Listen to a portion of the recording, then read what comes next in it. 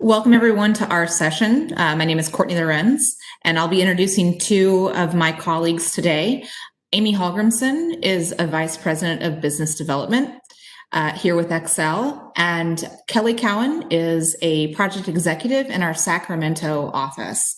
We're going to be asking a short series of questions of them, and then we would really like to hear from you in the Q&A in response. So please prepare those questions. First off, I want to ask you ladies, how can we be more effective in building relationships, both within the company and with our external partners and clients?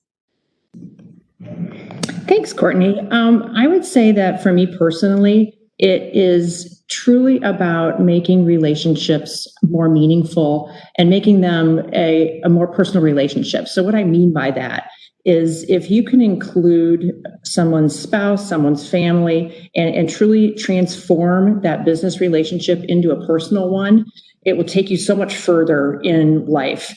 And I have been able to do that in many different ways. I know here in Northern California, golf is a big thing. And so if you can get somebody out on the golf course for 4+ hours, you have such a different relationship when you leave that day. And so being able to spend the time and invest in those relationships, I think is really great. Something else that I've done during COVID, which is obviously unusual, is I put together a support group. So it's myself, it's somebody in the real estate industry, somebody in the architectural field, and then a manufacturer's rep. And we get together every other week and discuss different issues as it relates to our jobs and business development and working through a difficult time in the pandemic, but also personally, how we're dealing with things and being able to manage. And so I think that when you can get to the relationships that are truly meaningful and serve you, I think that's really important. One other point I would say as it relates to relationships is, for example, I have invested the time with one of our very good clients to get to know her family, her son, her husband. I spend a lot of my personal time with her. And what's that afforded me the ability to do is if there's an issue that comes up on a project, I can personally call her and I'm able to get a much more honest answer, some creative ideas on how we can solve the problem. And it's worth the time, but it's also because I truly enjoy spending time with her. And so I've been able to parlay that work relationship into personal that still benefits me on both fronts. Mm-hmm. I agree. I love that sort of natural or sincere relationships and networking. What has best served me, and I advise people earlier in their careers to do the same, is to network at your level. So early in my career, I knew I wasn't going to be able to go to lunch with the president of a company we were working with, but I certainly could get to know and network with someone who was at my same level at the time. And now, 27 years later, I've got a pretty strong network. As I've grown in my career, so have they. A couple times earlier this year, my project teams were having challenges with some trade partners, some of our subcontractors. And in both cases, I went online thinking, well, if I can reach out to someone, maybe I can help the team and get that conversation moving. And looked online, saw that in one case, there was a safety issue. The president of that company is the guy who was the PM I worked for when I was interning. So he was the project manager on that job. And then in another case, we were having a procurement challenge. And I looked and man, I'd worked with for years ago on various projects, and we would be at a lot of the same networking events. And in fact, found out we had the same birthday one time when we were showing our IDs. He is leading the division that was in charge of this equipment we needed to get on site. And so I was able to call him. And as Amy said, have a really good, honest conversation about what the solutions could be. And it's sort of funny. My teams think and say, you guys know everyone. You know everyone in this industry. And it's really just a case of it being a small world within this industry, and then longevity and just sort of growing up in my career with these people.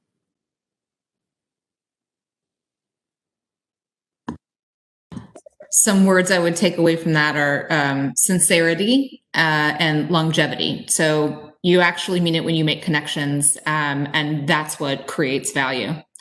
So how have you been successful in recognizing your strengths and values and using them to your advantage in the construction industry? I would say that for me personally, it's truly trying to figure out what you're good at and what you're really not good at. So there's like a secret sauce recipe to this. Being able to spend 70% of your time on what you're good at and maybe 20% on what you're bad at and 10% what you hate. So how I've been able to manage that is I'm really naturally talented at wanting to connect with people and make connections for people. So I really try to work on that strength, use it to be able to help others. And like, for example, something I'm horrible at and really do not like to do are just spreadsheets. So I've surrounded myself with people that I can lean on to help me with that aspect of it. So I'm able to do for my company and myself what I'm the best at, and then have support for the parts that I might not be so inclined to do. I would say that another part of really recognizing your strengths is figuring out what you can control and what you cannot control. And I think that is a lesson that once we learn that, it is going to serve us better, because there are things that you just have to let go. You cannot be good at everything. And so just kind of realizing that and growing on your personal strengths, I would say, is really something that I've been able to parlay in my career, and it's served me well. Yeah, it's interesting. I always used to think, wow, I certainly enjoy the things that I'm good at. And I was once talking to a mentor of mine who said, well, that's because you're good at things you enjoy. So it's important to identify your strengths. We talk a lot about diversity right now, right? It's a big topic, and what's great is we're talking about the benefits of diversity on a team. I really like to tweak the conversation from diversity of gender, which we talk about a lot, being women in construction in a male-dominated industry, and switching that to diversity of thought or diversity of strengths. A lot of times when I'm involved in a women in construction event or conference, the topic of, women have so many unique qualities, and in a lot of cases could even be better at construction. And we say things like, women are better communicators and women are better at multitasking. And while that may be true, it's still a stereotype, and we want to get away from those. And so when we talk about diversity of strengths, it's good to focus on the fact that there's not one that's better than another, that they're all good. They're just different. And so using something like a Myers-Briggs or Enneagram, or one that's really easily accessible, and I've done in a lot of different team environments, is the Strengths Finder. And what that does, if you do Strengths Finder with an internal team or an external team, you create a common ground, sort of a common language and a way to support each other, recognizing your different strengths and the benefits of having different strengths on a team or in the room. For example, one of my strengths is achiever. And there was someone I thought I didn't really have anything in common with. And when we looked, we were both achievers. And then we have something in common. You're an achiever. I am too. We're going to get so much done. This is going to be great. Another time, I was not clicking with a client. And so I went to one of my colleagues because I knew that he's a woo, which is winning others over in StrengthsFinder. And I said, whatever I'm doing isn't working. This is one of your strengths. Do you have any thoughts? How would you approach this?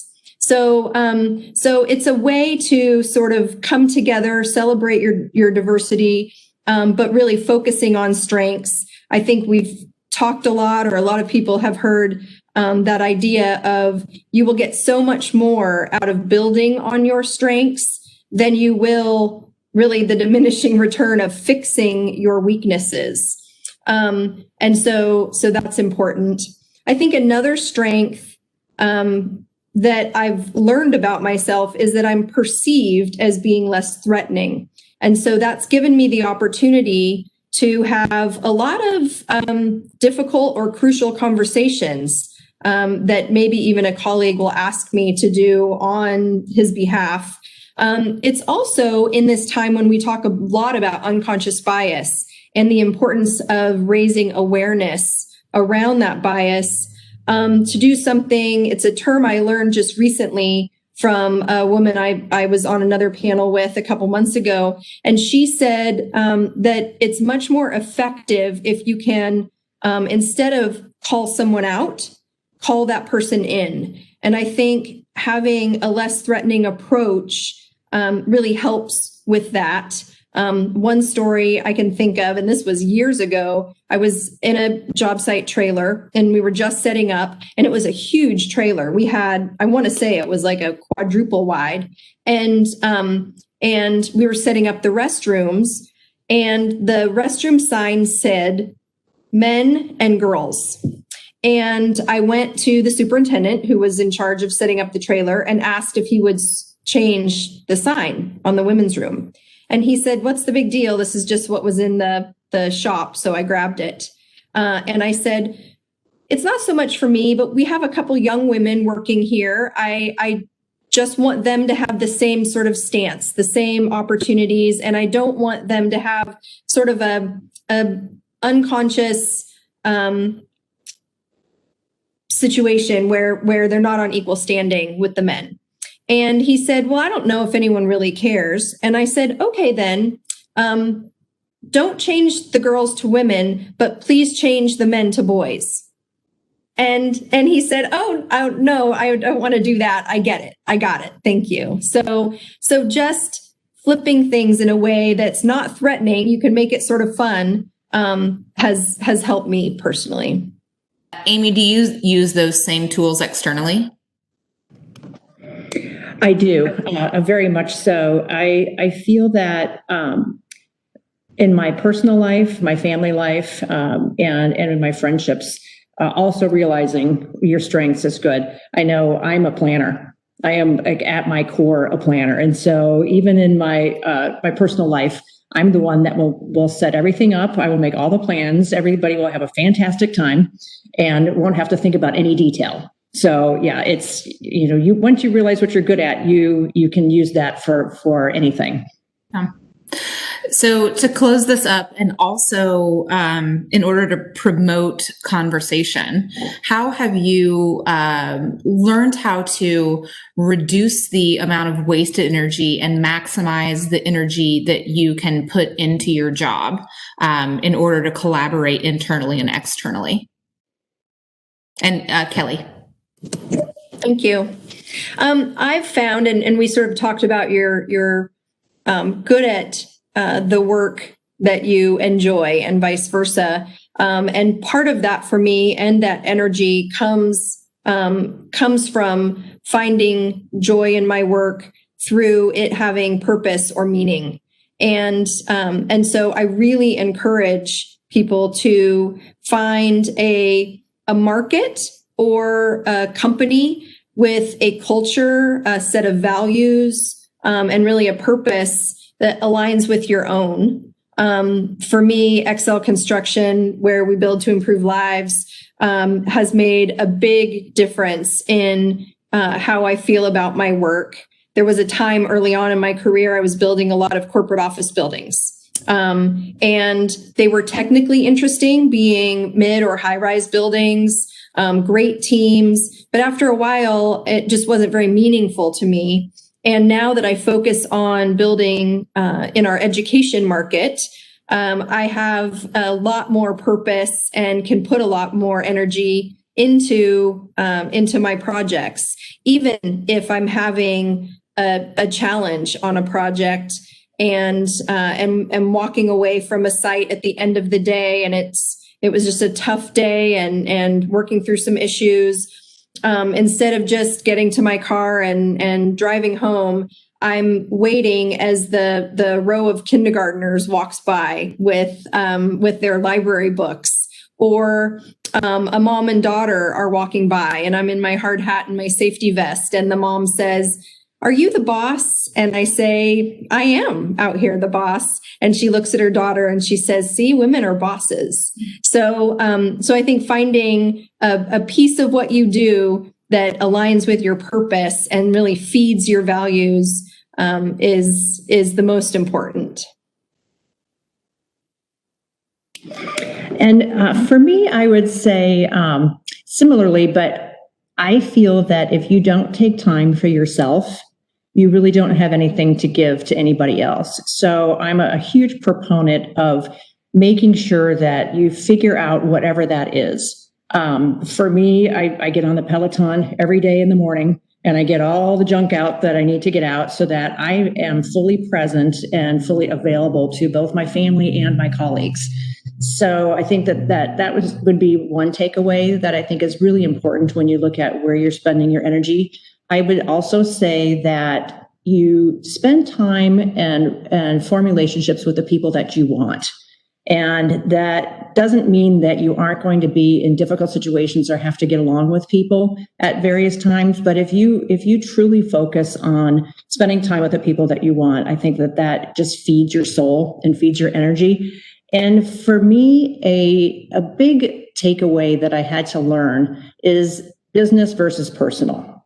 You know, we're in a very male-dominated industry.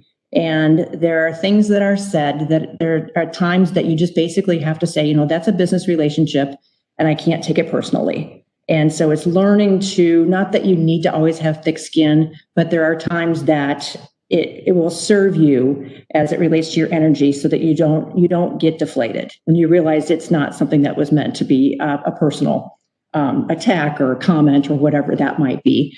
So I think that, true to Kelly's point, finding the joy gives you purpose, and then it allows you to then take it to the next level with your friends and your family. I think we've touched on some important topics today, and also critically given examples of where things work and where things don't work. And we can expound on that now in the Q&A. So I'd like to invite everybody to ask questions and take advantage of the knowledge of these two women. Thank you very much. Thank you, Courtney.